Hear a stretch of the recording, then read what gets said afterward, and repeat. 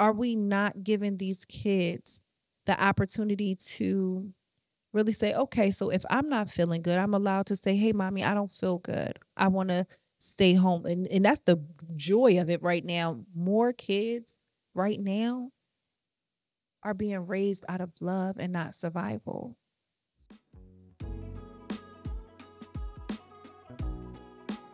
Hey guys, welcome back to It's a Tuesday podcast. I'm Cris Cavallari. I thought about something over the weekend. What if you knew exactly what your mom was going through when you were 13, when you were 8? What if we stop hiding from our children? As I embark on dating, I realized I'm a different mom than a lot of moms that have raised these men. And one thing I've gotten a lot of compliments on, and I'm not surprised, is my parenting style. Mainly from guys that do not have children, but also because from guys that I just know on Instagram, like we're not dating, but people that I know. I remember getting this compliment from Ron Bass. He's an artist, and I purchased some paintings from him for my son Goliath. And I remember Goliath was probably about 2 years old. He's 6 now. And I remember getting these paintings for his room. Wow, this is crazy. I remember getting these paintings for his room from Ron, and he's an amazing artist. But I remember him messaging me saying that, like, I gotta double check. I know he didn't say anything about me. I gotta. I don't want to word this wrong. I don't. This is something very important. I remember him giving me a compliment about my parenting skills. And I remember him referencing his late mother who passed away. I remember him basically, I think Goliath and I, like, me and my sister built a fort for Goliath, and we're like playing in a fort, and I'm extremely present, and we're just having fun. And we have these little men, and I've always was able to, I didn't even think about that until now. Child, I'm tired of crying. Good tears, bad. I'm tired of crying sometimes, but it's just like it's better in than out. But I remember him giving me this compliment, referencing his mother and how he was nurtured as a child growing up. And it's so crazy because Goliath now is 6, and he's like, I'm an artist. And because he sees a lot of things, and I try my hardest to expose him to a lot. And when Ron said that to me, I'll be honest, I don't get compliments often from, fuck it, I'm gonna say it. I know that, mom, I'm gonna talk to you right now. I know that you don't always get a thank you, a good job, a pat on your back. I know that Mother's Day goes without a word from the person you procreated with.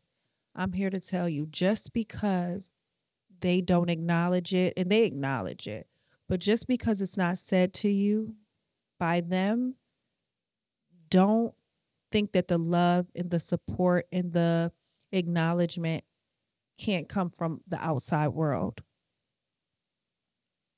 This man gave me a compliment. We've never met each other, but he has no idea how I cried tears of joy because a Black man said those words to me. Like, wow, like, you're a great mom. As life unfolded for the last 4 years, after, I no longer wait for someone to celebrate me, to say thank you, to say, hey, I know I haven't, but you have. Much love, peace, queen. I've realized that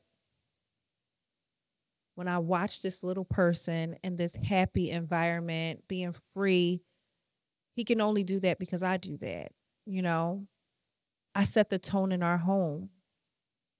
A very important part about me healing and growing through what I've been through is so we don't pass those things on. I'm not blaming grown folks. I'm not blaming their mother for the lack of what they did not do. I am saying we have no power to go back in time and change the boyfriend, the ex-husband, the baby daddy, or anything. What we do have power in is making sure that the home that our children are raised in right now, today, is happy, is understanding, is holding accountable, it's listening, it's being present. I'll tell you, I don't know, maybe at some point during this journey, you may have forgotten that you are here to assist these children, but these children are here to teach you a huge lesson. Children are so honest that I think that they deserve us to be honest with them, and honesty on their level.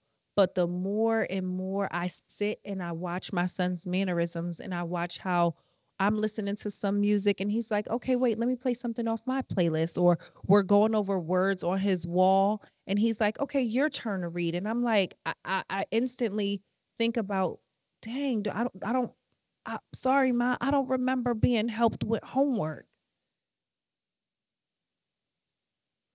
But now instead of me being like, and my mom never helped me, this is what I'm thinking. What was my mom going through? Was she overworked? Was she working so much to provide that she didn't have it in her? I'm shifting perspectives in every area of my life that I'm starting to say, hmm, what happened then to make that happen? What was it that they didn't have it? They didn't have it to give. I want to make sure that I have it to give now.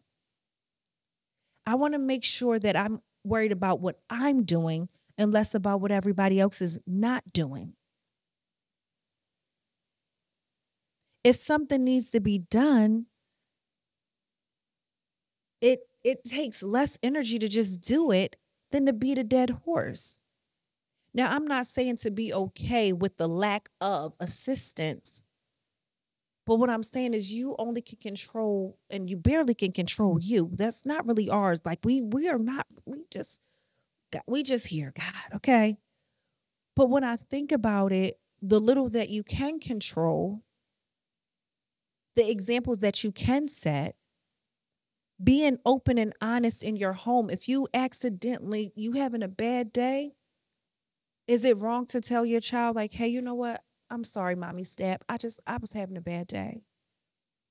I don't feel too well today, so I'm a little tired. I'm not.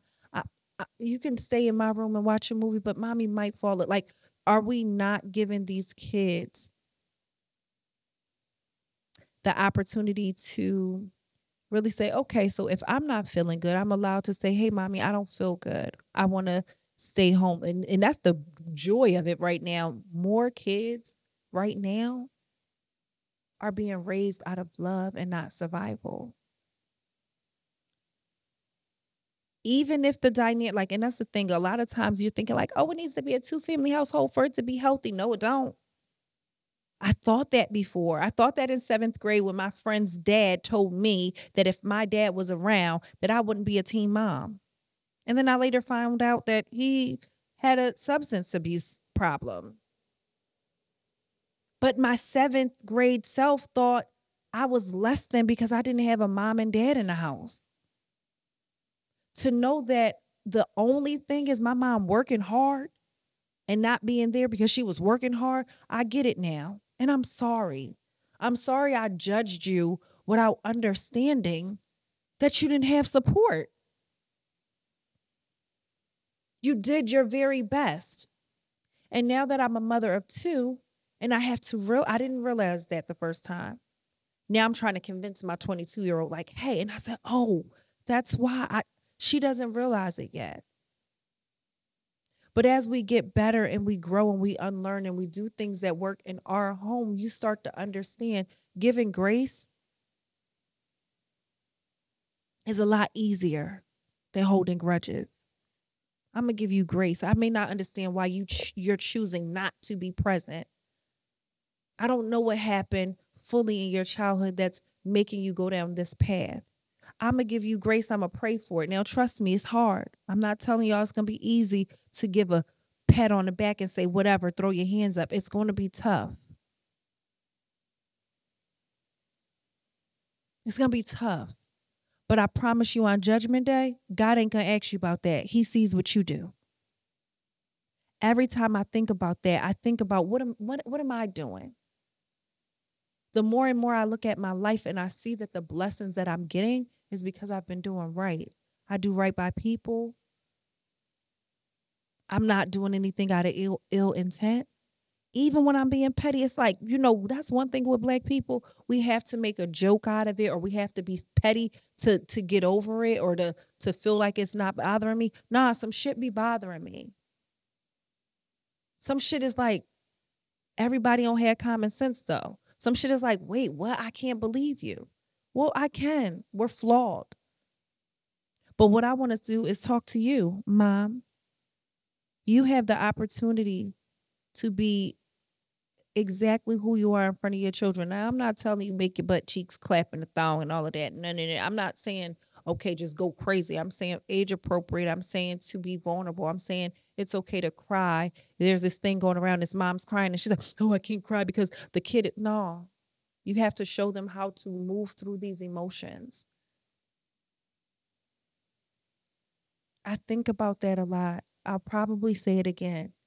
It is something that our black kids deserve. We deserve to know the truth. And it's not move and this is not a no, stop sweeping stuff under a rug. If a child is hurt, you want to create such a safe space that your kid can come to you and say how they're feeling. I don't know if I did that the first time. I think I was still doing what I was shown. I think I think that most of us the first time around, we don't realize what we're doing.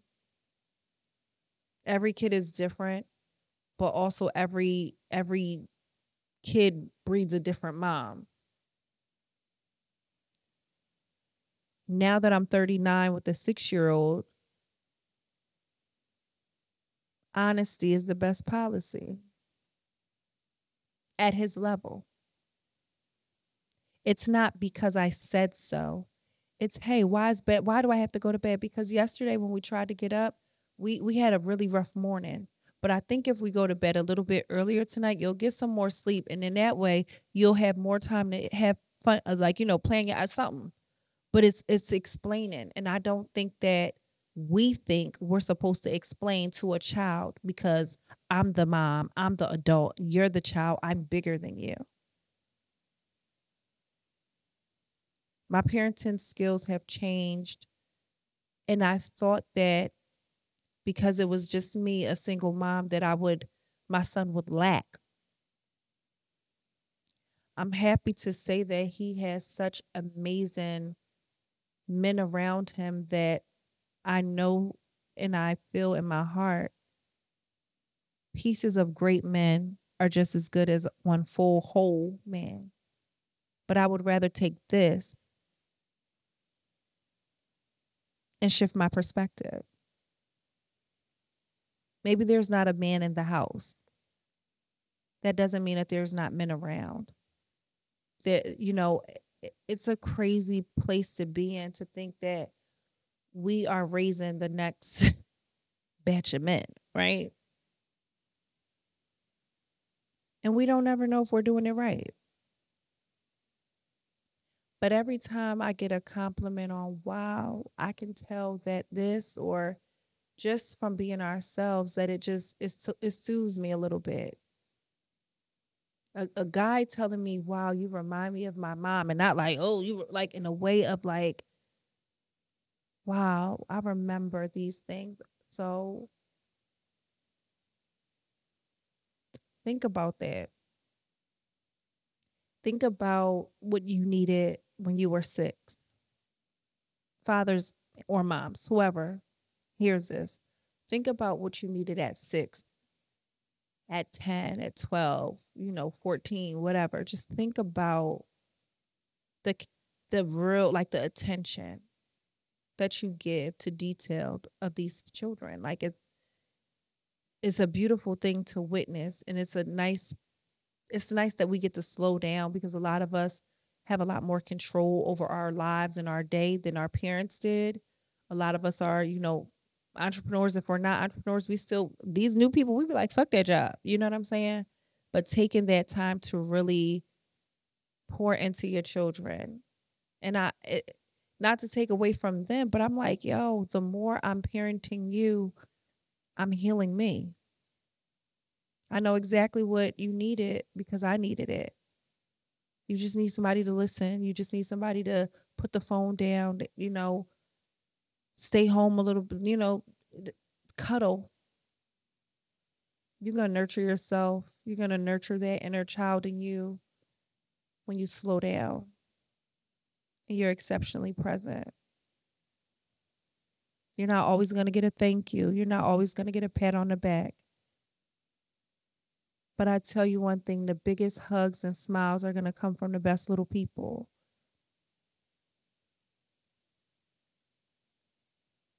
I'm going to get a hug. I'll see you guys next week.